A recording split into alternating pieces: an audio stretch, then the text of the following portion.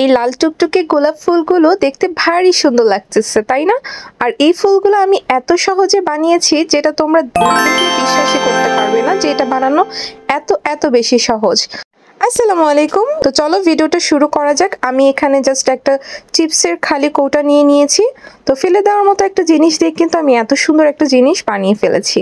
তো চলো কিভাবে এটা করেছি আমি একটু তোমাদেরকে দেখিয়ে দিচ্ছি। আমি এখানে অ্যাক্রিলিক পেন্ট নিয়ে নিলাম, আর এখানে আমি পিঙ্ক কালারটা নিয়েছি। তোমরা চাইলে যে কোনো কালার ইউজ করতে পারো, ল্যাভেন্ডার কালারটাও এটার মধ্যে অনেক বেশি ভালো লাগবে। তো আমি এটাকে পিঙ্ক কালার করছি। তো পিঙ্ক কালার করার সময় আমি দেখলাম যে লেখাগুলো একটু একটু বোঝা যাচ্ছে, তাই আমি এখানে পিঙ্ক কালারের সাথে হোয়াইট কালারের অ্যাক্রিলিকটা মিক্সড করে নিয়েছি। তোমরা চাইলে প্রথমে জেসো অ্যাপ্লাই করে নিতে পারো। জেসো অ্যাপ্লাই করার পর একটু শুকিয়ে গেলে তারপর পিঙ্ক কালারটা অ্যাপ্লাই করে দিবে। তো আমি এখানে পুরাটাই হোয়াইট কালার আর পিঙ্ক কালার দিয়ে সুন্দরভাবে কালার করে এটাকে শুকিয়ে নিয়েছি। আর ভিতরে আমি কিছু কাগজের টুকরো দিয়ে দিয়েছি যেন ভিতরে খালি জায়গাটা ফিল আপ হয়ে যায়। এখন আমি বাকি কাজটা কমপ্লিট করব। তো বাকি কাজটা কমপ্লিট করার জন্য আমি এখানে সবুজ কালারের একটা কাগজ নিয়ে নিয়েছি। কাগজটাতে আমি প্রথমে একটা ভাঁজ দিয়ে তারপর আরো 3টা ভাঁজ দিয়ে নিচ্ছি। তো ভাঁজ দেওয়া শেষ হয়ে গেলে আমি এখানে সিজারের সাহায্যে সুন্দর করে কেটে নিব।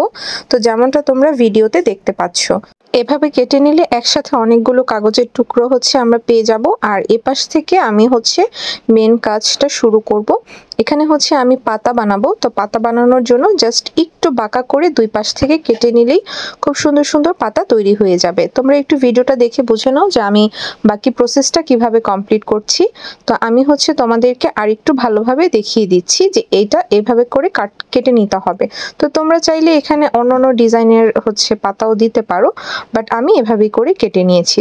পাতা তৈরি করা হয়ে গিয়েছে। এবার আমি ফুলগুলোকে তৈরি করে নিব। আর ফুলগুলোকে তৈরি করার জন্য আমি একইভাবে করে লাল কালারের কিছু কাগজ কেটে নিয়েছি, 4-5টা এরকম হবে। তো এই যে আমি এখন এই কাগজগুলোকে মাঝখান থেকে এভাবে একটু ভাঁজ করে নিচ্ছি। তো ভাঁজ করার পর এই ফুলগুলোকে আমি এভাবে করে ঘুরিয়ে ঘুরিয়ে গোলাপ ফুলের আকৃতি দিয়ে নিব। তো তোমরা একটু ভিডিওটা দেখে বুঝে নাও যে আমি গোলাপ ফুলটা আসলে কিভাবে তৈরি করছি।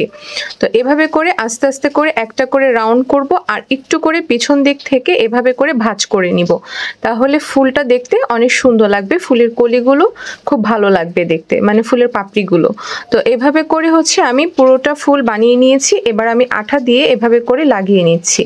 তো আঠা দিয়ে লাগানোর পর আমি নিচের অংশতে এভাবে করে একটু সবুজ কালার দিয়ে লাগিয়ে নিচ্ছি। তো অনেকটা এরকম হবে দেখতে। তো আমি এভাবে করে একই পদ্ধতিতে একে একে অনেকগুলো ফুল বানিয়ে নিব।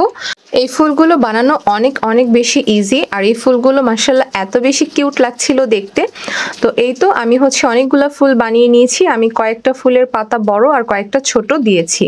তো আমার হাতে একগুচ্ছ ফুল, কার কার লাগবে এখান থেকে কিন্তু নিয়ে যেতে পারো। তো এখন আমি বাকি প্রসেসটা কমপ্লিট করব।